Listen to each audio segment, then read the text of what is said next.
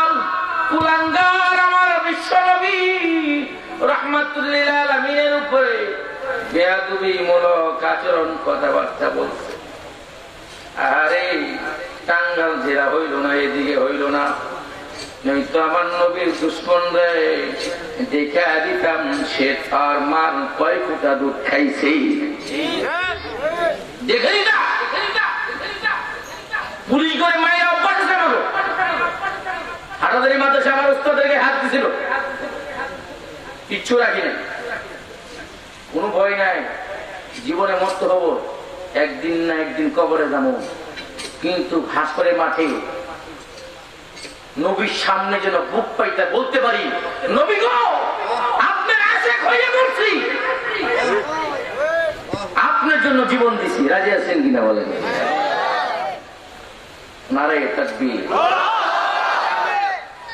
এইভাবে জিহাদ করবেন, নারে তাকবীর। আমার নবী প্রাণের নবী গো, আপনি আমার পরাণের পরাণ। বলেন, আমার নবী প্রাণের নবী গো, আপনি আমার পরাণের পরাণ। আমার নবী প্রাণের নবী গো, আপনি আমার পরাণের পরাণ। আশিক আপনাই না পাইলে যাবে জীবন বিফলে, দেখা দিয়া জুরাঙ্গ পরাণ। বলেন, আশিক আপনাই না পাইলে যাবে জীবন বিফলে, দেখা দিয়া জুরাঙ্গ পরাণ। আমার নবী প্রাণের নবী গো, আপনি হইলেন জান্নাতের সরদার। আমার নবী প্রাণের নবী গো, আপনি হইলেন পরাণের পরাণ। আমার নবী প্রাণের নবী গো, আপনি হইলেন জান্নাতের সরদার।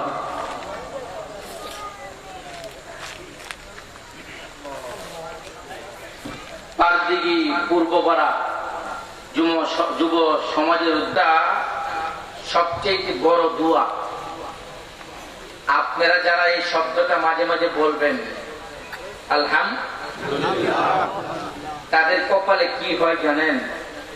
আমাদের পাকিস্তানের বর্তমানে সারা বিশ্বের 10 জন আলেমের মধ্যে একজন, উনি হল শাইখ জুলফিকার আলী নকশবন্দি দামাত বরকাতুহু।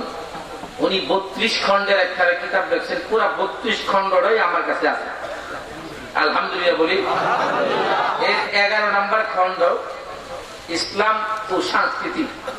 এই খন্ডের মধ্যে 32 নম্বর পৃষ্ঠায় দেখলাম, যারা দিল থেকে আলহামদুলিল্লাহ বলে, কি শব্দটা আবার বলেন, আলহামদুলিল্লাহ ভিতরে কিন্তু 8টা অক্ষর। কয়টা অক্ষর? জান্নাত কয়টা? জান্নাত কয়টা? সবাই কয় না, কয়টা? জান্নাত 8টা। আবার আলহামদুলিল্লাহ শব্দের ভিতরেও অক্ষর কয়টা? 8টা। আল্লাহ রাব্বুল আলামিন বলেন, বান্দারা যখন দিল থেকে আলহামদুলিল্লাহ বলে, আলহামদুলিল্লাহি রাব্বিল আলামিন,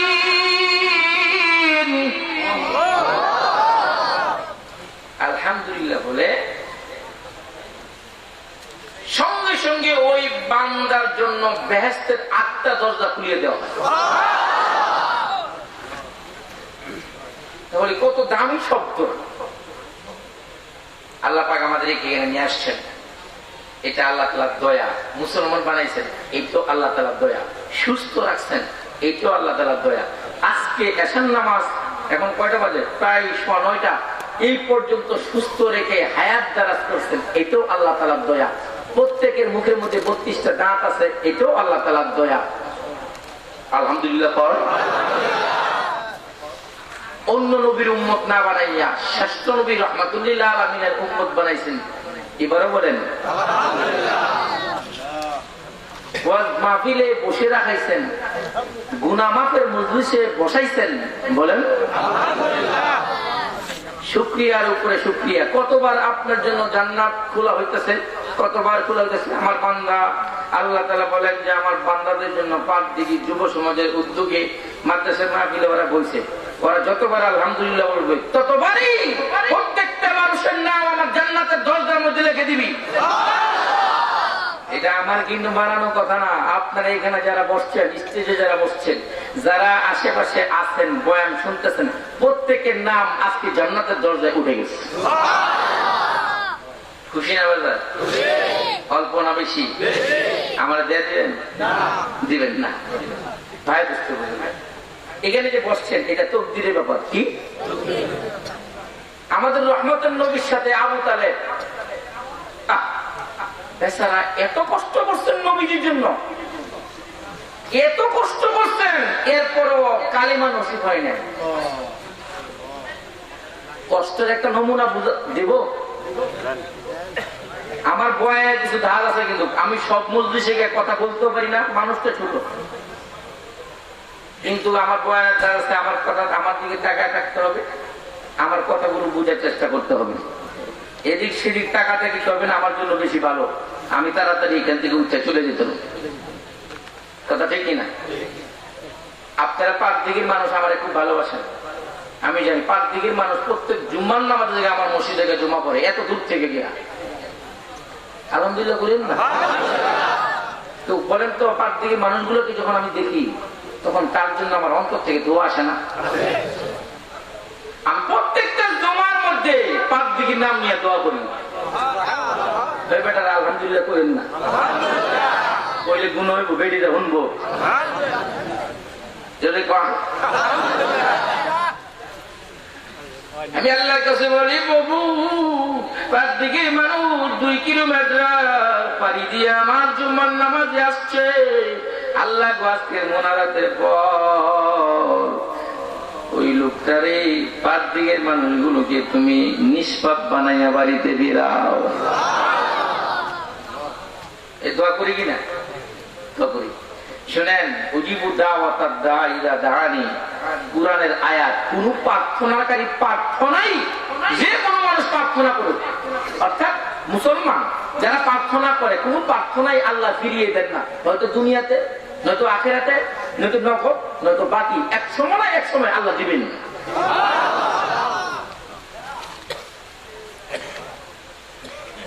মানুষ যারা আপনারা এখানে বসছেন, মুসলমান ভাইরা আমার, আমি যে বলছিলাম এখানে যে বসছেন এটা তাকদীরের ব্যাপার। এখানে যতক্ষণ থাকবেন আপনাদের গায়ে কিন্তু গুনাহ নাই। সুবহানাল্লাহ। এটা জান্নাতের বাগান। আল্লাহ তাআলা যাদেরকে জান্নাতে নিবেন তাদেরকে গুনাহ মুক্ত করে নিবেন, না গুনাহ যুক্ত থাকা অবস্থা নিবেন?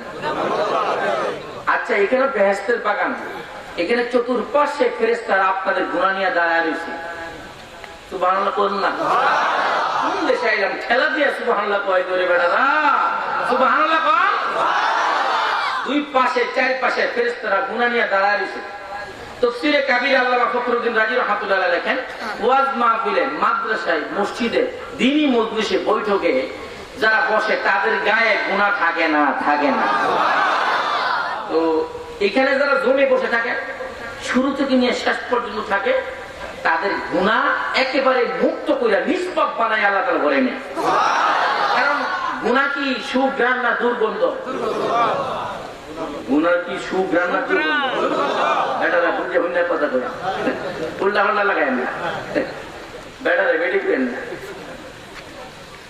গুনাহ কি দুর্গন্ধ না সুঘ্রাণ? আচ্ছা বলেন তো, গুনাহ কি কেউ নিতে রাজি আছে? আপনার গুনাহকে আমি নিব?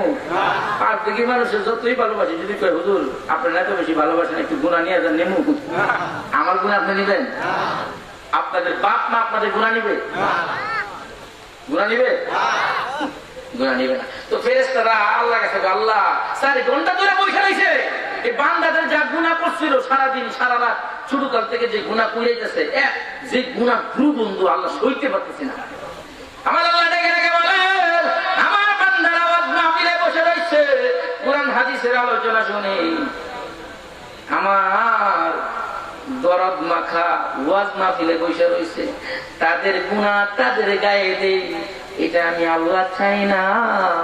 সুতরাং তাদের গুনাহগুলো 7 সমুদ্র ওই পারে নিক্ষেপ করে দিয়া। গুনাহ থাকে,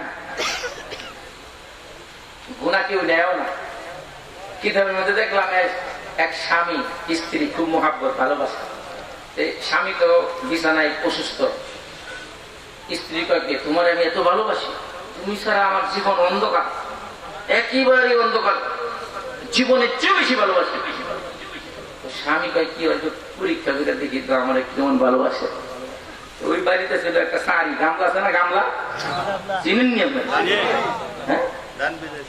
হ্যাঁ শাড়ি, তো এই শাড়িগুলো তো অনেক অনেক চওড়া মোটা, কিছুদিন অনেক আগে ছিল একটু পাতলা, বাজারে কিনতে পাওয়া যায় তাই না, একটু পাতলা ঘুরছিল। তো অসুস্থ রোগী তো শুয়ে রয়েছে, তো এদিকে ওই বাড়ির গরু এইভাবে সিংহের মধ্যে নিয়ে ওই বাড়িতে ঢুকতেছে। বউ দেখছে কি গরিব বাবারে বাবা যেই যাইতেছে মানুষ আজ যাই মনে করিয়া লাভ দিয়ে এই স্বামীর কাছে শুয়েছিল, বসেছিল, ওইখান থেকে লাভ দিয়ে আরেক খাটে গেছে। রুগী কিন্তু ওই খাটে, রুগী এখান থেকে যাইস না।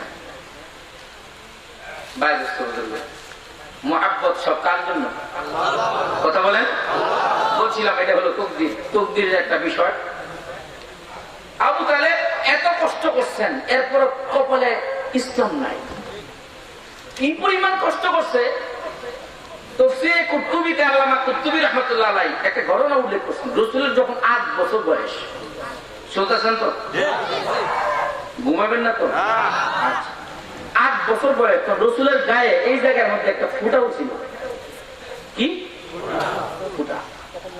তো মক্কাতে কোন রোগ মানে ডাক্তার নাই যে এই রোগটা ভালো করবে। তো মক্কা থেকে প্রায় 100 কিলোমিটার দূরে দুবাইস নামের একটা এলাকা আছে, দুবাই ইসলাম নামটা ইদানিং মনে হচ্ছে চেঞ্জ হয়েছে। ওই এলাকায় একটা ডাক্তার থাকে, ডাক্তারের কাছে অনেক ভিড় জমে।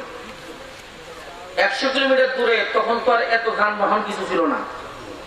আবু তালেব ইসলামের নবী শিশু বাচ্চাটাকে কান্দে নিয়ে নিয়ে ডাক্তার কাছে ঘুরে। সুবহানাল্লাহ।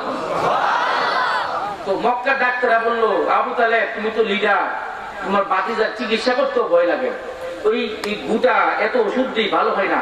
তবে 100 কিলোমিটার দূরে দুবাই ইসলামে একটা এলাকা আছে, ওই এলাকায় গিয়া একটা ডাক্তার আছে, ওই ডাক্তারের হাতে পায়ে ধরে যদি চিকিৎসা নিতে পারো তোমার বাতিজা রোগটা ভালো হয়। কত কিলোমিটার দূর? 100 কিলোমিটার দূর। তো তখন আবু তালেবের কাছে ঘোড়াও ছিল না, উঁটও ছিল না, হাতিও ছিল না। 100 কিলোমিটার দূর, প্রায় 10 দিন, মানে 10 দিন ধরে তারা রাত্র দিন এরকম ভাবে হাইটা হাইটা কান্দে নিয়া নবীরে ওই ডাক্তার কাছে পৌঁছছে। তো পৌঁছার পরে ক্ষুধা লেগে গেছে, আবু তালেবের ক্ষুধা লেগে গেছে। নবী আমার ডাক দেয়া কর, চাচা ও চাচা আমার তো ক্ষুধা লেগে গেছে। ছোট মানুষ খাবার আনতে গেছে, ডাক্তারের চেম্বারে রাখা খাবার আনতে গেছে। এইদিকে ওই ডাক্তারের নিয়ম ছিল, আমার চেম্বারে কেউ উকি ঝুঁকি মারলে তারে 50টা শাস্তি, কারণ আমি গোপনীয় ভাবে চিকিৎসা করি, আমার গোপনীয়তা কেউ দেখতে পাবে। তো রাহমাতুল্লিল আলামিন বিশ্ব নবী উনি একটু চুকি দিছিলেন। চুকি দেওয়ার পর ডাক্তার খেপে গেলেন, ডাক্তার ব্যাট নিলেন। এইদিকে কম্পাউন্ডার যিনি ডাক্তারের কাছে রোগীদের নাম লেখে না, বললো তোমার নাম কি? আমার নাম মুহাম্মদ। সুবহানাল্লাহ। ডাক্তার যখন ব্যাট নিল যে তার আইন বাস্তবায়ন করবে, ওই রাহমাতুল্লিল আলামিনকে আঘাত করবে, ঠিক তখনই কম্পাউন্ডার গিয়ে এক আশ্চর্য ঘটনা বলল, মালিক আমার, আপনি আমার স্যার, আপনি আমার বস, আপনার কাছে 15 বছর যাবৎ কম্পিউটার করি, আমি আমি লেখালেখি তো পালন করি। আশ্চর্য ঘটনা হলো যে ছেলেটাকে আপনি মারার জন্য উঠলেন, ওই ছেলেটার নাম বললো মুহাম্মদ। আমি যখন খাতার মধ্যে লিখতে যাই, কে জানি গো আমার হাতের মধ্যে পেজ দিয়ে ডান পাশে লিখা দিল সাল্লাল্লাহু আলাইহি ওয়াসাল্লাম। আমি মারি বুঝি নাই। আমি একজনকে জিজ্ঞেস করলাম সাল্লাল্লাহু আলাইহি ওয়াসাল্লাম অর্থ কি? ওই ব্যক্তিরা ছিল তাওরাত কিতাবের আলেম। তাওরাত কিতাবের আলেম চোখের পানি ছেড়ে দিয়া বলল, ছোট বাচ্চা হইতে পারে কিন্তু তোমরা তারে চিনো না, উনি হলো রাহমাতুল লিল আলামিন।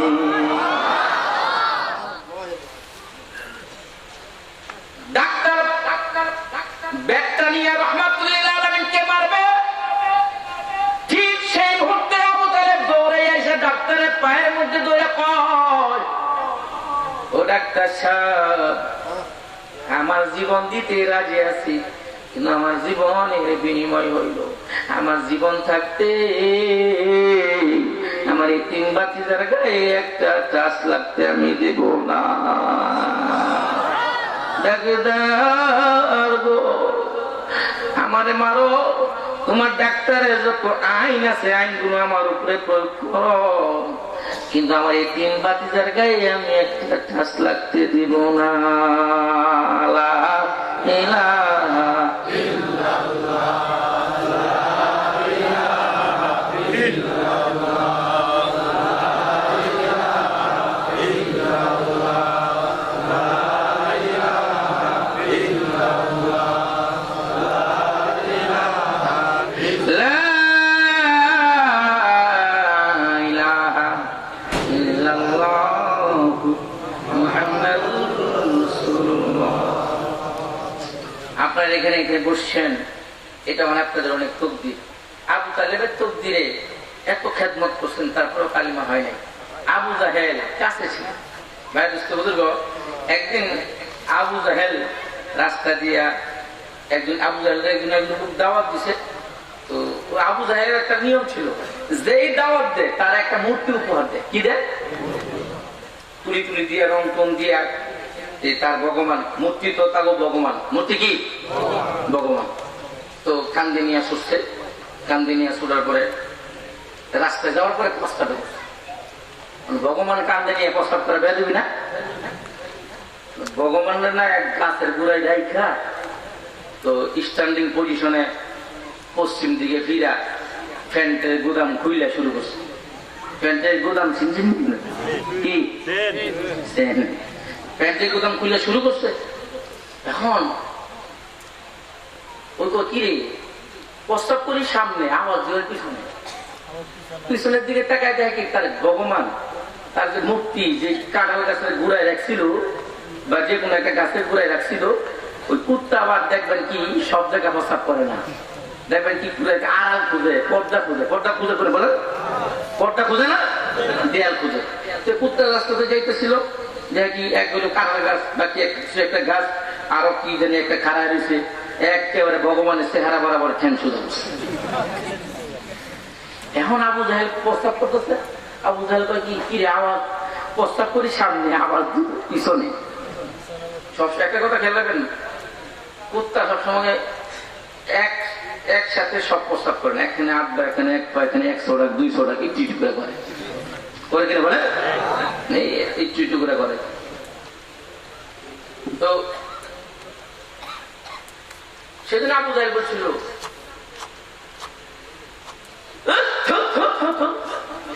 আমার ভগবানের একটা ইজ্জত সম্মান সব লড়ার ফটো করে নিলি, তাহলে আব্দুল্লাহর বেটা মুহাম্মদ যে কথা কয় করে মূর্তির কোন ক্ষমতা নাই, এই কথাই রাইট? না না না না না, আব্দুল্লাহর বেটা মুহাম্মদের কথা রাইট হইতে পারে, কিন্তু এটা তো আমার বাপ দাদা ধর্ম,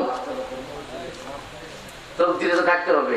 তকদিরে আমি আপনাদেরকে জিজ্ঞেস করি, আজকের এই মাহফিলটা এখানে যারা বসে আছেন পাঁচ দিকে কি এখানে এতগুলো লোক আছে নাকি আরো বেশি আছে? সবাই আসছে? এই পা গুলো কোথায় পড়বে এটা একমাত্র আল্লাহর কাছে। কথা বললে আমার বেশি দেরি হয়ে যাবে। আমি সূরা কাহাফ তেলাওয়াত করেছিলাম, এটাতে যুবকদের মাহফিল। এই সূরা কাহাফ সংগঠিত হয়েছে যুবকদেরকে নিয়ে, ঠিক কিনা? এর জন্য আমি সূরা কাহাফ তেলাওয়াত করেছি। সূরা কাহাফের ভিতরে 7 জন যুবক আর একটা কুকুরের কাহিনী আছে। এটা হলো যুবকদেরকে নিয়ে, এই জন্য আমি তেলাওয়াত করেছি। তারপরেও কথা বলে দিই, একটা মানুষ যখন মারা যায় তখন তার কাছে 5টা ফেরেশতা আছে। কয়টা? কথা বলেন। 5টা। নাম্বার 1, আপনারা যে পানি খান, এই পানি কিন্তু নিজেদের খাওয়ানো হয় না। কিতাবের মধ্যে পাইলাম যে ফেরেশতারা আপনার মুখে পানি তুলে দেয়। এই পানি ফেরেশতা এসে বলতেছে, ভাই এতদিন তোমার জন্য আল্লাহ পাক আমাকে নিয়োজিত করেছিল যে তুমি যত গ্লাস পানি খাইবা এই পানিগুলা যেন আমি ফেরেশতা ব্যবস্থা করে দিই। কিন্তু আজকে তন্ন তন্ন করে খুঁজে বেড়ালাম, পৃথিবীর কোন প্রান্তে তোমার জন্য আমি এক ফোঁটা পানি পাই নাই। এর থেকে বোঝা গেল আজকের দিনে পৃথিবীর পানি তোমার জন্য হারাম হয়ে যাবে। আপনি যদি জানতে পারেন আর আপনার কপালে পানি নাই, কেমন লাগবে? কথা বলেন, কেমন লাগবে? জীবনের শেষ মুহূর্তে। এরপরে আসবে শ্বাস নিঃশ্বাস। এই শ্বাস নিঃশ্বাস যিনি চলে প্রতিদিন 12,000 বার শ্বাস নিঃশ্বাস আমরা পালাই গ্রহণ করি। এই শ্বাস নিঃশ্বাসও আমরা নিজেদের না, এই শ্বাস নিঃশ্বাস নেয় পালা এটা আল্লাহর হুকুমে একটা ফেরেশতা নিয়োজিত আছে। সুবহানাল্লাহ। মুসলমান ফেরেশতা এসে ডেকে ডেকে বলেন, ও মুসলমান ভাই, জন্মের পর থেকে না জন্মের আগের থেকে তুমি যখন কবরে ভিতরে ছিল, ছোট্ট একটা মায়ের পেট হলো এক ধরনের কবর, ঠিক কিনা বলেন? আর মুসলমান ভাইরা ডেকে ডেকে বলতেছে, তুমি যখন মায়ের পেটে কবরে ভিতরে ছিলাম সেখানে শ্বাস নিঃশ্বাস চলতো না, কিন্তু 6টা মাস 7টা মাস 9টা মাস আল্লাহ তোমার পেটের ভিতরে পালে। বাহির থেকে খাবারের কোনো ব্যবস্থা পেটের ভিতরে যায় না, পেটের ভিতর থেকে খাবারের ব্যবস্থা হয় না। এরপর ওইটা মায়ের পেট একটা কবর। ফেরেশতা ডেকে ডেকে বলেন, তুমি কবরের ভিতরে ছিলা, পেটের ভিতরে ছিলা, পেট থেকে নিয়ে আজকে মৃত্যু পর্যন্ত যত নিঃশ্বাস ফলাইছো, যত নিঃশ্বাস নিছো, আমি ফেরেশতা আল্লাহর হুকুমের দ্বারা আমি সমস্ত শ্বাস নিঃশ্বাস পরিচালিত করছি। সুবহানাল্লাহ।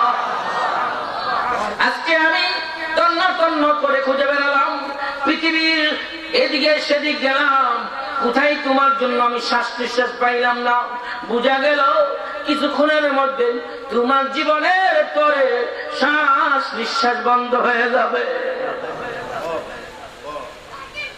তৃতীয়বার আসবে কদম ফেলানো। আমি তো এই কথাটাই শেষ করে মূল আলোচনা চলে যাচ্ছি।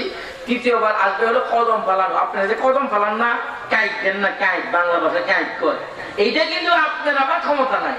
এটা কোন জায়গায় আমার পা পড়বে, কোন জায়গায় আমার পা পড়বে সেটাও লৌহে মাহফুজে লেখা আছে। সেটা ফেরেশতা এসে বলে, আজকে আমি সারা পৃথিবীতে তন্ন তন্ন করে খুঁজলাম, কোথায় তোমার পা ফেলানোর জায়গা আমি কোথায় পেলাম না।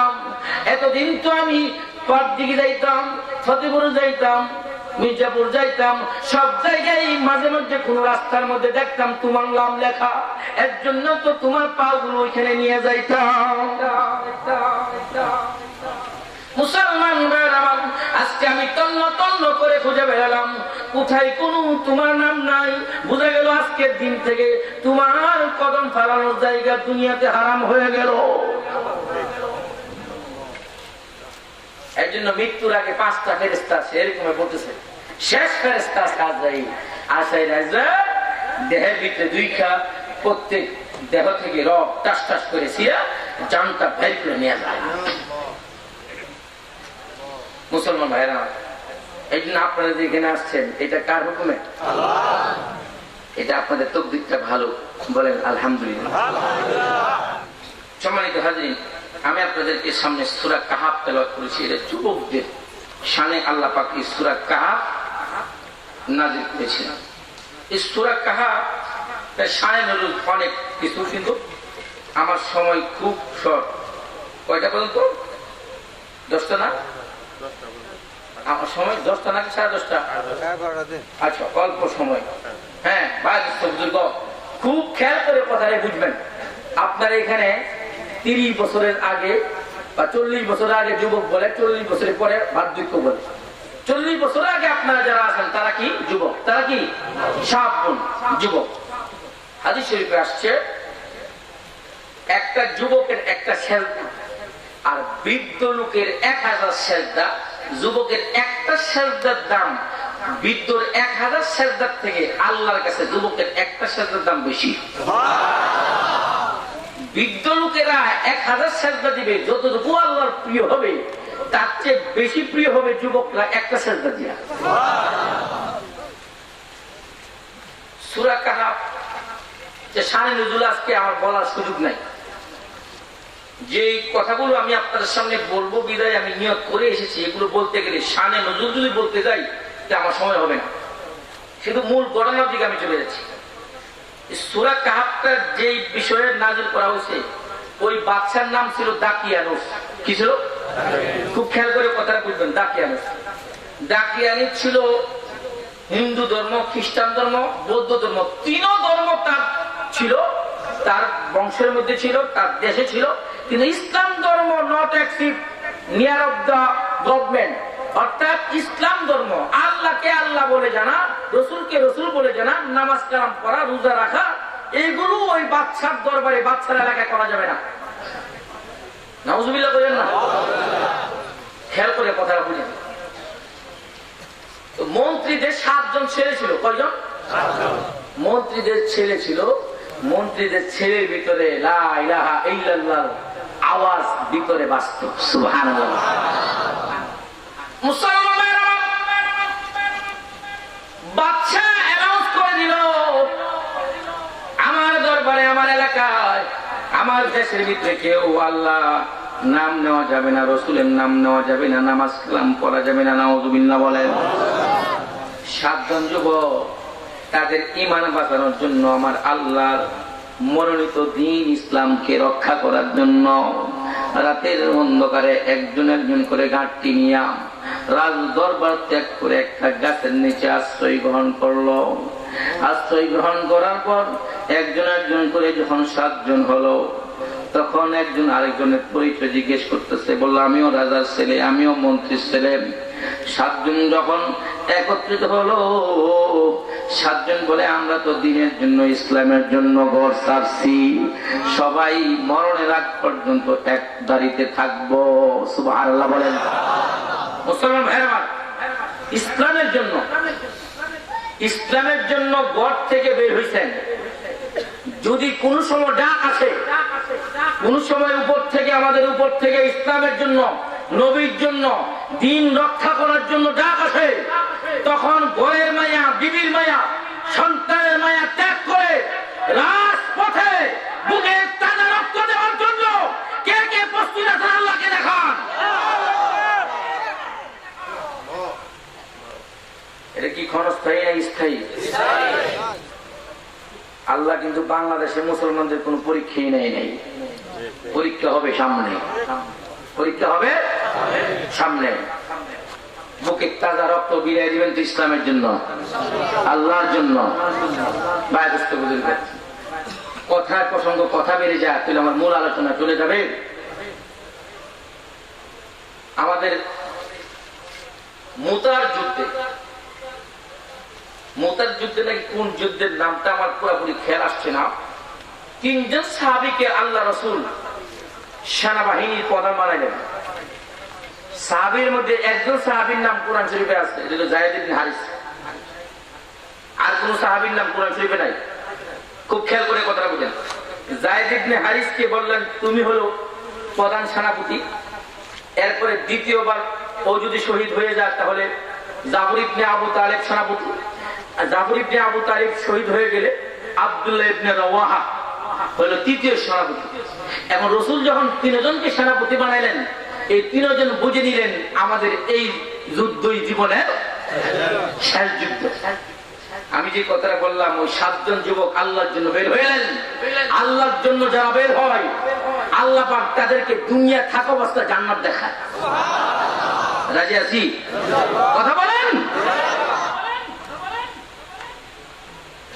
তো 3 জনকে যখন সারা বাহিনীর প্রধান বানাইলেন, 3 জনই বুঝে নিলেন আমার জীবনের শেষ। যায়েদ ইবনে হারিসা উনার তো গার্ডিয়ান আমাদের রাসূল। জাফর ইবনে আবু তালেব, জাফর ইবনে আবু তালেব রাসূলের স্বাস্থ্য ভাই। তবে আল্লাহর কি মেহেরবানি, গুণের দিক দিয়ে রাসূলের সাথে মিল, দেহর গঠনের দিক দিয়ে রাসূলের সাথে মিল। সুবহানাল্লাহ। যখন মেরাজে রাসূলকে নেওয়ার জন্য জিব্রাইল ফেরেশতা 70,000 রহমতের ফেরেশতা নিয়ে আসলেন, তখন কি কয় উম্মে হানির করে 3 জন শুয়েছিল। কয়জন? আমির হামজা, জাফর ইবনে আবু তালেব, আমাদের রহমতের নবী মুহাম্মদুর রাসূল, 3 জন শুয়েছিলেন। এখন অন্য ফেরেশতা মিকাইল আইলেন, জিব্রাইল আসলেন। জিব্রাইল তো চিনে, অন্য ফেরেশতা চিন্তাছে না রাসূলকে না। এখন জাফর ইবনে আবু তালেবের চেহারাও একই, আবার বিশ্বনবী রাহমাতুল্লিল আলামিনের চেহারার সাথে কিছু না মিল আছে। এখন রাসূলকে জিব্রাইল ডাক দিয়ে বলেন, মধ্যখানে যিনি শুয়ে রয়েছেন উনি রাহমাতুল্লিল আলামিন। এত গঠনের দিকটা মিল, তো শুধু গঠন না, জাফর ইবনে আবু তালেবের সাথে চরিত্র দিক দিয়ে রাসূলের সাথে মিল। তো যায়েদ ইবনে হারিসা, খুব কথাটা আস্তে আস্তে যাচ্ছি, খুব মনোযোগ দেওয়া শুনতেছেন তো বাবা? ঘুমাই গেছেন নি? আল্লাহ কিছু হানা কিছু কইন। যায়েদ ইবনে হারিসা তো বিদায় শেষ। এখন আমাদের জাফর ইবনে আবু তালেব রাসূলের কথা মতো বিদায় নিতে গেছে। বিবি গেছে, বিবি আমার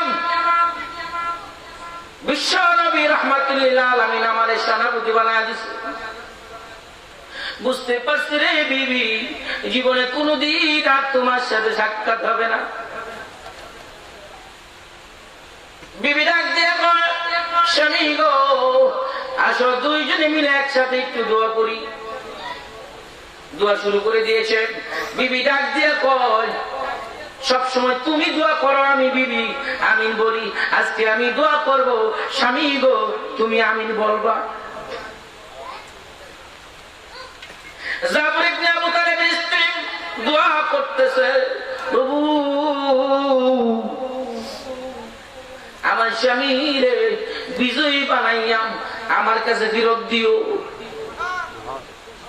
সঙ্গে সঙ্গে জাফর ইবনে আবু তালেব তলোয়ার না বাইর কইরা তলোয়ারের পিঠ দিয়ে বিবির স্ত্রীর হাতের মধ্যে মারছে। দোয়া থামা। আল্লাহু আকবার কইলেন না? দোয়া থামা, দোয়া বন্ধ। স্বামী আমার, আপনার জন্য কলিজা লিঙ্গা থেকে আমি দোয়া করতেছি, আপনাকে বিজয়ী বানাইয়া আমার কাছে ফিরাইব।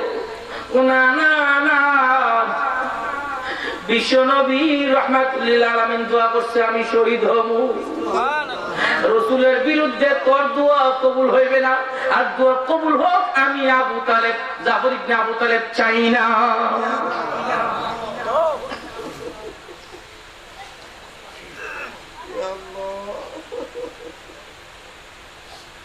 দোয়া শেষ, দোয়া করতে দিল না। এবার আব্দুল্লাহ ইবনে রওয়াহা বিবির কাছে গেছে, ঘরের বাইরে থেকে, বিবি এই জায়গা দোয়া করিস, আমি রাসূলের যুদ্ধে যেতেছি। ওমা, এটা আবার কোন ধরনের বিদায়? বিবি চলে যাই, আল্লাহ রাসূল সেনাবাহিনীর প্রধান বানাইছে, জীবনে আর মনে হয় তোর সাথে সাক্ষাৎ হবে না রে বিবি, মাফ করে দিস, আর দেখা হবে না। একটু ঘরে আসো স্বামী গো, একটু ঘরে আসো, তোমার সাথে শেষ দেখা দেখে নেই। তো কেন? হাসরের মাঠে যেন চিনতে ভুল না হয়। আব্দুল্লাহ ইবনে রওয়াহা চোখের পানি ছেড়ে দিয়ে বলে, বিবি রে, ঘরে যদি চাই তোর চেহারা দেখলে মায়ায় পড়ে যাব। তুই আমার আদরের বিবি, তোর সাথে যদি দেখা হয় মায়ায় আটকাই যাব। যদি আটকে যাই রে, যুদ্ধে আমি যাইতে পারবো না। হাসরের মাঠে রাহমাতুল লিল আলামিনের সামনে আর আমার আল্লাহর সামনে রাসূলের আশিক হইয়া আমি উঠতে পারবো না।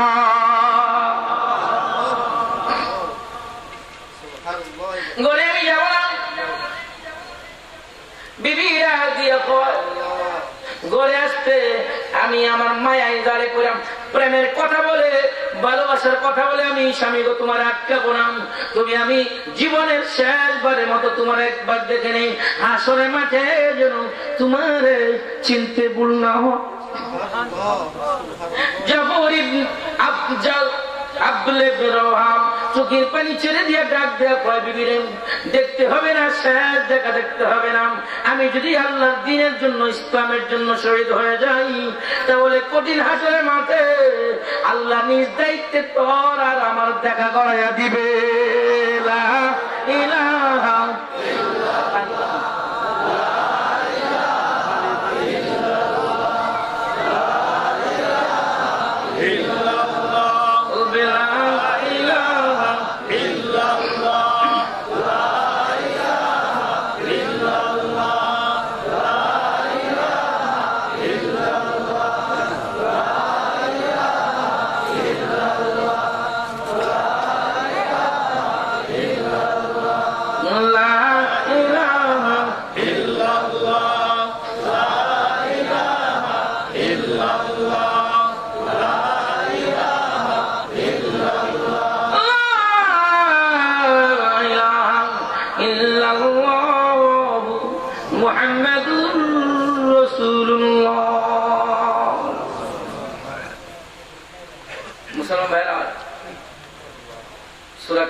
ঘটনা টান দিতে গিয়া ওইদিকে চলে গেলাম। তারপরে ওইটা দরকার আছে বিদায় আমি বলছি। তো যুদ্ধ হয়ে গেল, যুদ্ধ হচ্ছে, যায়েদ ইবনে হারিসা শহীদ হয়ে গেল। এদিকে ইসলামের পতাকা আসছে জাফর ইবনে আবু তালেবের কাছে। মুসলমান জাফর ইবনে আবু তালেব ডান হাতে পতাকা নিয়ে বাম হাতে তলোয়ার চালাইতেছে। আল্লাহু আকবার বলেন। কাফেরেরা ডান হাতে কূপ দিয়ে ডান হাতটা ফালায় দিছে। পতাকাটা এইভাবে ফিক্কা মেরে বাম হাতে নিল। বাম হাতে পতাকা নিয়ে যুদ্ধের ময়দানে পতাকা নিয়ে যুদ্ধ চালাচ্ছে।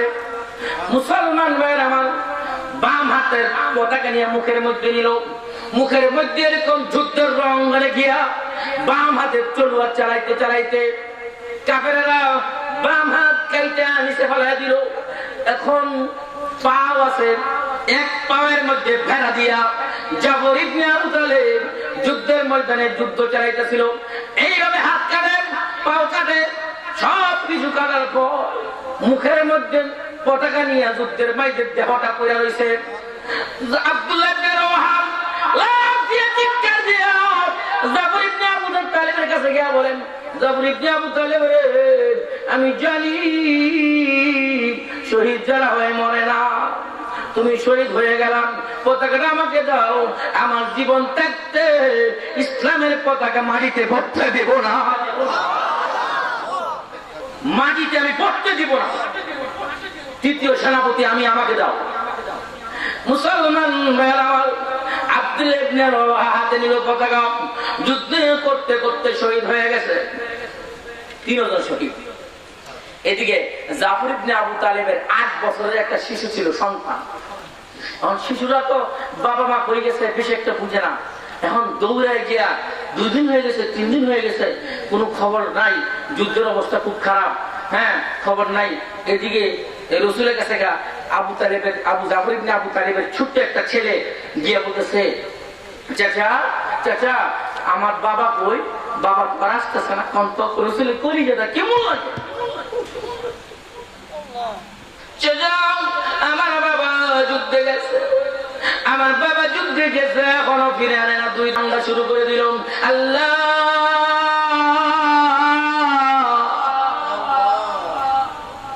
ছোট্ট বাচ্চারে আমি কি জবাব দিব? তুমি জাফর ইবনে আবু তালেবের অবস্থাটা আমারে দেখায়া দাও।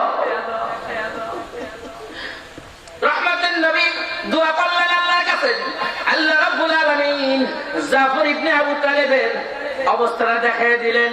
আল্লাহ ডাক দিয়ে বললেন, নবী গো, জাফর ইবনে আবু তালেব ইসলামের জন্য দুটা হাত দিছে, এর জন্য আমি নূরের দুইটা পাখা লাগাইয়া দিছি। দেখো তুমি তাকায়া দেখো, জান্নাতের মধ্যে জাফর ইবনে আবু তালেব ঘুরে আর জান্নাতের নাজ নিয়ামত খায়, আর রাতের বেলা গিয়া আল্লাহর আরশের নিচে ঘুমায়। সুবহানাল্লাহ, আল্লাহর আরশের নিচে ঘুমায়। জাফর ইবনে আবু তালেবের ছেলের মাথার মধ্যে হাত দিয়া চোখের পানি ছেড়ে দিয়ে বলে, বাবারে, তোমার বাবা জান্নাতে চলে গেছেন, তোমার বাবারে আমি এনে দিতে পারবো না, তুমি আমি একটা কথা দিতে পারি, যতদিন আমি মুহাম্মদ রাসূলুল্লাহ বেঁচে থাকবো ততদিন তোমার আব্বা হয়ে গেলাম। বুজুর্গ, আল্লাহর জন্য যারা জান দিবে, আল্লাহর জন্য যারা শহীদ হবে, আল্লাহর জন্য একটা অঙ্গ দিবেন, আল্লাহ তাআলা বলেন সঙ্গে সঙ্গে তাদেরকে আমি জান্নাতে পাঠিয়ে দেই, জান্নাতের পাখির মধ্যে তার রূহটা দিয়ে দেই, পাখিটা ঘুরে জান্নাতের নাজ নিয়ামত খায়, আর রাতের বেলা আইসা আমার আরশের নিচে ঘুমায়। সুবহানাল্লাহ, জোরে গন্না। বলছিলাম আসহাবে কাহাফের 7 জন পুরুষ, তারা এক এক করে এক গাছের নিচে আল্লাহর জন্য জমা হয়েছে। অবশেষে তারা 7 জন যাইতেছে, হঠাৎ করে পিছন থেকে একটা কুকুর পিছনে যেতেছে। তো 7 জনের মধ্যে একজনের নাম ছিল আবু কায়েস। হ্যাঁ, ওই মক্কার এক পাহাড়ের নামে নাম ছিল আবু কায়েস। তো আবু কায়েস পিছন দিকে তাকায় দেখে কি কুকুরটা ধূপ ধুসতে আসতেছে। ঘুমায় গেছে কিনা না, কিছু কোন পিছন থেকে তাকায় দেখে কি একটা কুকুর খুব ধুসতে আসতেছে। তো ওনার মনে সন্দেহ লাগলো, এই কুকুরটা মনে গোয়েন্দা। ওইখান থেকে বর্তমানে যে কুকুর দিয়া র্যাব, পুলিশের স্পেশাল যারা পান, স্পেশাল বাহিনী এই আসামি খুঁজে বা কিছু গুমাটুমা ইত্যাদি খুঁজে কুকুরের দ্বারা খুঁজে কিনা বলেন। তো ওরা চিন্তা করলো যে এই কুকুরটা মনে হয় গোয়েন্দা হবে, কিন্তু আমাদের ঠিক কিভাবে আসতেছে কেন। আবু কায়েস নামে যে একটা লোক, আরেক বারনোস, দাবারনোস, কাবারনোস, এরকম নাম না, 7 জন পুরুষের নাম, 7 জন দাবারনোস, কাবারনোস, কাবারনোস, দাকিয়ানোস, আর দাকিয়ানোস তো বাচ্চার নাম, আর এরকম খালি নোস লাস্টে, এই 7 জন পুরুষের নাম। তো একজন কি করলেন, একটা লাঠি নিয়ে কুকুরের পায়ের মধ্যে বাড়ি দেয়, পাওটা ভেঙে দিল। মুসলমান কুকুর চোখের পানি ছেড়ে দিয়ে আল্লাহকে ডাক দিয়ে, আল্লাহ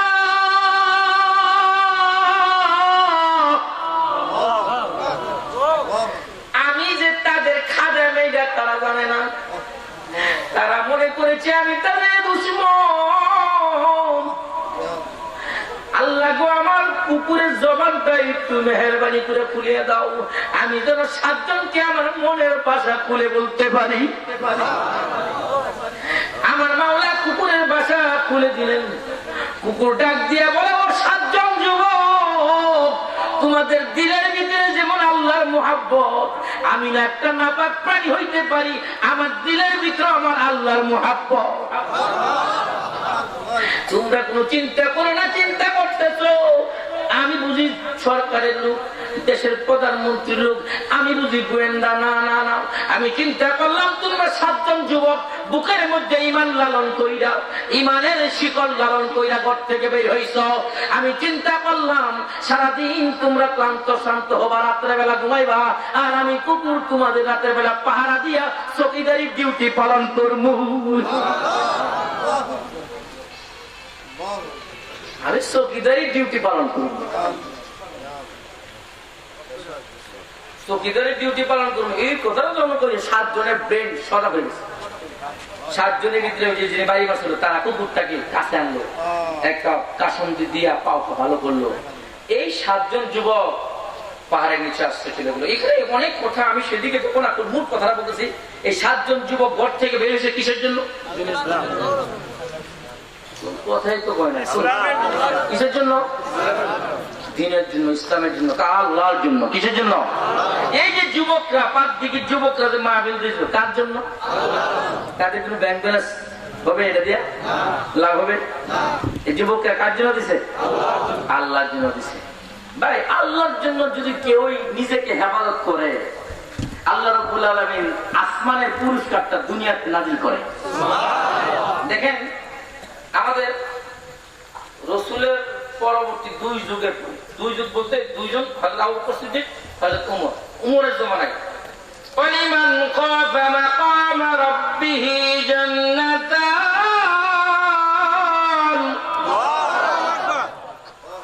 ফাবিআইয়ি আলাই রাব্বিকুমা তুকাল্লিবান।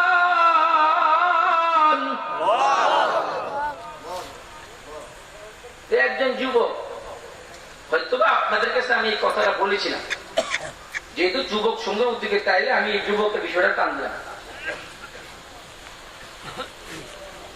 হযরত ওমর প্রতিদিন আসর নামাজের পরে খালি আল্লাহর ভয় সংক্রান্ত কাজ করতেন, আওয়াজ ওয়াজ করতেন, মানুষকে নসিহত করতেন। তো আসরের পরে একজন এই অনেকগুলো লোকের সামনে, যে আপনারা এইখানে তো শত শত লোক বসে রয়েছেন, এরকম ভাবে অনেক নসিহত করে বিদায় দিলেন। মাগরিবের আগ মুহূর্তে 22 বছরের একটা টাটকা যুবক এই মসজিদ ত্যাগ করে বাড়িতে যাচ্ছিলেন, অন্ধকার হয়ে গেলেন। সুন্দরী একটা যুবতী মেয়ে, সুন্দরী একটা যুবতী মেয়ে ওই ছেলেটাকে ডাকলো, এই যুবক, আমি করে একা আসো, আমাদের যৌন ক্ষুধা, আমাদের মনের যে চাহিদাটা পুরা করতে। যুবক মানুষ, উনি যুবতীর টানে ঘরে চলে গেলেন। নাউজুবিল্লাহ। ঘরে যাওয়ার পর তার মনের খায়সাত পুরা করবে, ঠিক সেই মুহূর্তে যুবকের কলিজা দিতে আল্লাহ ভয় ঢুকে গেছে। আসতে বলেন মেয়েরা, চিৎকার দিয়া আল্লাহু আকবার বলে ওই মেয়েটার কাছ থেকে আস্তে আস্তে করে সরে গেলাম। অর্ধুলঙ্গ অবস্থায় দৌড় দিল। সামনে গিয়া দেখে জন্মদাতা পিতা ডাক দেয়া বলে, বেটা রে, কি ব্যাপার? দুপুর বেলা ভাত খেয়ে সুন্দর করে হযরত ওমরের দরবারে গেলা, কিন্তু এখন যে পরনে পোশাক নাই, কি ব্যাপার, কি হয়েছে? যুবক চোখের পানি ছেড়ে দিয়ে বলে, বাবা গো, হযরত ওমরের বয়ান থেকে আমি বাড়ি ফিরছিলাম, হঠাৎ করে রাস্তার মধ্যে একটা সুন্দরী মেয়ে আমাকে ডাকে। আমিও খায়সাত পুরা করার জন্য প্রস্তুত নিলাম। খায়সাত পুরা করার পূর্বে মুহূর্তে আমার আল্লাহ, আমার কলিজার মধ্যে আমার আল্লাহ ভয় ঢুকাইয়া দিয়েছে। আল্লাহু আকবার বলেন। বাবা, আমার আল্লাহ পাও দিয়েছিলেন মসজিদে যাওয়ার জন্য, ওয়াজ মাহফিলে যাওয়ার জন্য, পিতামাতার সেবা করার জন্য, পাওটা দিলেন হিজরত করার জন্য। কিন্তু বাবা গো, এই পাও নিয়ে আমি গুনাহ করতে গেছি। ওই ছেলে বাবার সামনে সূরা ইয়াসিন তেলাওয়াত করা শুরু করে দিলেন। ইয়াসিন ওয়াল কুরআনিল হাকিম ইন্নাকা লামিনাল মুরসালিন আলা সিরাতিন মুস্তাকিম। মুসলমানেরা 7 মুবিন শেষ করে দিলেন।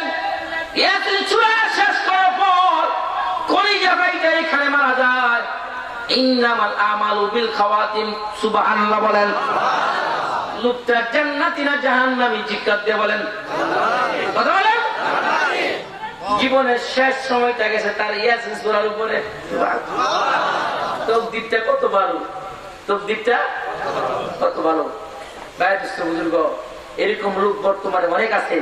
জীবনের শেষ সময়টা তার যায় কালেমা পড়ে, সূরা কেরাত পড়ে, সূরা ইয়াসিন পড়ে, আর রহমান পড়ে। কারণটা কি?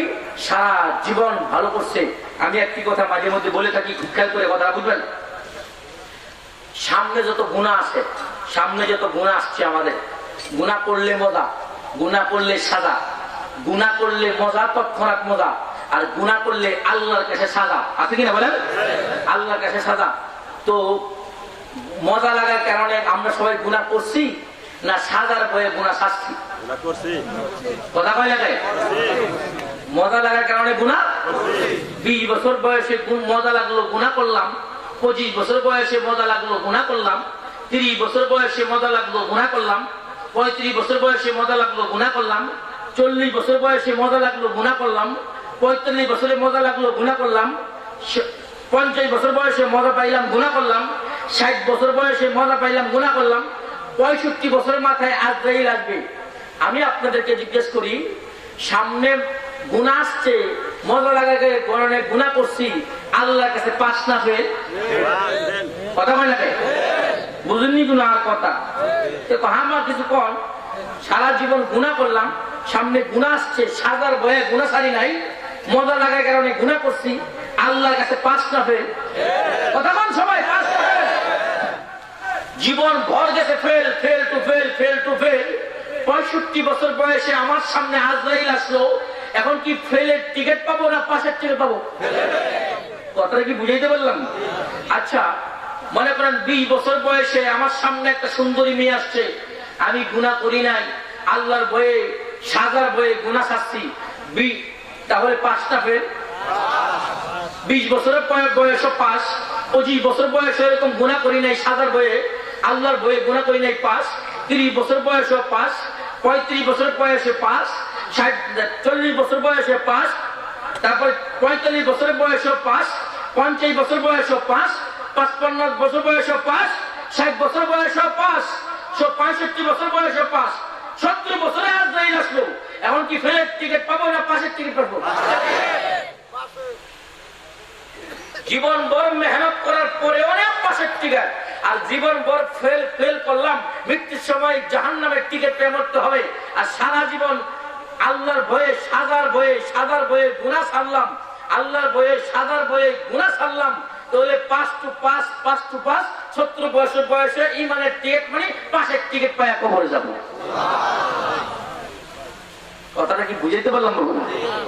রাসূলের হাদিস, ইন্নামাল আমালু বিল খাওয়াতিম। শেষ ভালো যায়, সব ভালো, শেষ ভালো যায়। ওই যুবক ছেলেটা মৃত্যুর সময় কি পড়লো? আপনাদের কি ধারণা সে জান্নাতে না জাহান্নামে? আর আসতে কোন কথা বলেন? আমি গত বছর নেত্রকোনা ডিসি অফিসে মসজিদে 3 দিন সময় লাগালাম। 4টা বিদেশি লোক দিয়েছিল, ফিলিস্তিন, জর্ডান, ওমান, আর হলো ফিলিস্তিন, জর্ডান, ওমান আর সুইডেন। কটা? 4টা দেশের মানুষ আমার সাথে ছিল। আমি ছিলাম মুতারজেম, আরবিতে তর্জমা করে দিতাম। ঘুমায় গেছেন না? শুনতেছেন তো না কিছু কই। তো ওইখানে যাওয়ার পরে একটা এরকম আমাদের এনাম সাহেব হুজুরের মতো একটা বয়সের লোক, এমন না ওনার শ্বশুরের মতো হবে, অর্থাৎ 60-70 বছরের লোক, এরকম একটা লোকের ইতিহাস শুনলাম। উনি এক চিল্লা দিয়া বাড়িতে আইসা খালি কান্দে, বুঝতেছেন নি? বাড়িতে এসে শুধু কান্দে আর কান্দে। মানুষ জিজ্ঞেস করে কান্দে কি? একটা চিল্লা দিয়া বুঝলাম জীবনটাই আমার গেছে দুন্না, জীবনটাই আমার নষ্ট, সব পারি, আমার আল্লাহর কোরআনের অক্ষর চিনি না, বুঝি না, তাহলে আমার মতো অন্ধ লোক এই দুনিয়াতে বেঁচে থাকার কোন দরকার নেই। কান দেয়ার কোরআন পিছনে ছুড়ে। অবশেষে অত্র এলাকায় ইমাম সাহেবের কাছে গেছে, হুজুর আমার একটু কায়দা শিখাবেন। হুজুর মুরব্বী মানুষ, আমরা ইমাম সাহেব যারা আছি তারা তো প্রস্তুত মুসল্লিদেরকে শিখানোর জন্য, তো প্রতিদিন আধা ঘন্টা করে আমি আপনাকে সময় দিব। ইমাম সাহেব বললো, আপনি রাজি আছেন? আসার পরে ঠিক আছে। এইভাবে পড়তে কোরআন শরীফ নিল।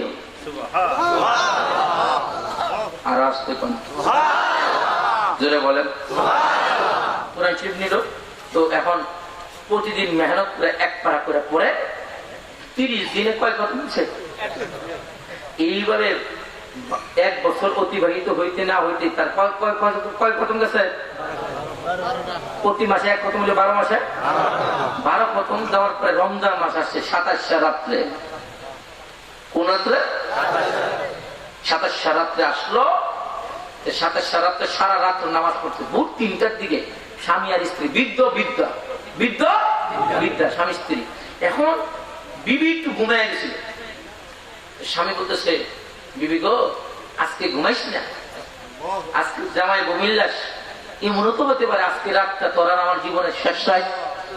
আল্লাহু আকবার বলেন। তো স্ত্রী না ঘুমাই, স্ত্রী হঠাৎ করে সজাগ হয়ে দেখে স্বামী সেজদা দিতেছে আর সুবহান রাব্বিয়াল আলা, সুবহান রাব্বিয়াল আলা এগুলো বলতেছে আর কান্না করতেছে আর পিছপিছায় আল্লাহর কাছে ক্ষমা চাইতেছে। সুবহানাল্লাহ। শেষ সময় কিন্তু তার জীবনের শেষ সময়। তো হঠাৎ করে সেজদাতে গেছে, লড়াচড়া নাই। আল্লাহু আকবার। মুসলমান ভাইরা আমার, সেজদায় গেছে, লড়াচড়া নাই। বিদ্যা বিবি অনেকক্ষণ পরে নজর করে দেখে তার স্বামী পিস পিস আওয়াজ করতো, ওই আওয়াজটা বন্ধ হয়ে গেছে। বিবির মনে সন্দেহ জাগলো। প্রথম রাত্রিতে বলছিল বিবি রে, হয়তো বা হয় জীবনের শেষ ছাত্র মনে হয় আজকে, তুই ঘুমাইস না রে বিবি, জীবনের তোরে মনে হয় তোর সাথে দুটা কথা কব, তোর সাথে কথা কইয়া বিদায় নিমু আর আল্লাহর কাছে কথায় কইয়া জান্নাতের জন্য ঠিকানা চাবো। বিবিরে তুই ঘুমাইস না। বিবির মনে সন্দেহ জাগলো, পিস পিস সুবহান রাব্বিয়াল আলা বলতো, ক্ষমা চাইতো, জান্নাত চাইতো, কোনো আওয়াজ হয় না কেন? স্বামীর গায়ে গিয়ে একটু টাচ দিল, সঙ্গে সঙ্গে পড়িয়া গেল। ডাক দিয়া বলে, চিৎকার দিয়ে বললো, আমার স্বামী নাই। ও দুনিয়ার মানুষ, পাঁচ দিকের মানুষেরা, ফতেপুরের মানুষেরা, আপনাদেরকে বলি, আপনাদের দিলের মধ্যে ধারণা কি লোকটা জান্নাতি না জাহান্নামী? চিৎকার দিয়া বলেন, জান্নাতি না জাহান্নামী? রাসূলের হাদিস শুনেন, ইন্নামাল আমালু বিল খাওয়াতিম, শেষ ভালো যার সব ভালো তার। সুবহানাল্লাহ। কি মনে করেন মুসলমান ভাই? আমরা বলছিলাম ওই যুবক বাবার সামনে গিয়া ইয়াসিন সূরা তেলাওয়াত করতে করতে ইন্তেকাল করে, দাফন হয়, কাফন হয়। 4 দিন পরে ছেলের বাবা হযরত ওমরের সঙ্গে সাক্ষাৎ করেন। হযরত ওমর জিজ্ঞেস করে, কি ব্যাপার, তোমার ছেলে কোথায়? 4 দিন যাবৎ প্রতিদিন বিকালে আমার সামনে বয়ান শোনার জন্য আসতো, 4 দিন যাবৎ আসে না। আমিরুল মুমিনিন, 4 দিন পূর্বে আমার ছেলে ইন্তেকাল করছে। তো কিভাবে? তো ঘটনা এই, চলো যাই তোমার ছেলের কবর জিয়ারত করি। মুসলমান ভাইরা আমার, হযরত ওমর ওই ছেলের কবর জিয়ারত করতে গিয়া হাও মাও করে চিৎকার দিয়ে কান্না শুরু করে দিল। ডাক দিয়ে বলল, ছেলের বাবা, না জানি আমি উমরের কপালে যদি এমন সৌন্দর্য জান্নাত না হয়, মনে হয় আমার কপালে সুন্দর জান্নাত হবে না। আমি চোখটা বন্ধ করে তোমার ছেলের কবর জিয়ারত করলাম, আমি দেখতে পাইলাম তোমার ছেলে জান্নাতের মধ্যে ঘোরাফেরা করতেছে। হযরত ওমরের চোখের পানি ছেড়ে দিয়ে কান্দে আর কয়, আমার কানাকানি কে যেন আইসা বলে গেল, ওয়ালিমান খাফা মাকাম রাব্বিহি জান্নাতান। এই ছেলেটা নিজের আল্লাহকে ভয় নিয়ে নিজের গুনাহ থেকে বাঁচলো, এর জন্য আল্লাহ খুশি হয়ে 8টা জান্নাত থেকে 2টা জান্নাতের মালিক এই যুবককে আল্লাহ বানায়া দিয়েছে। লা ইলাহা ইল্লাল্লাহ।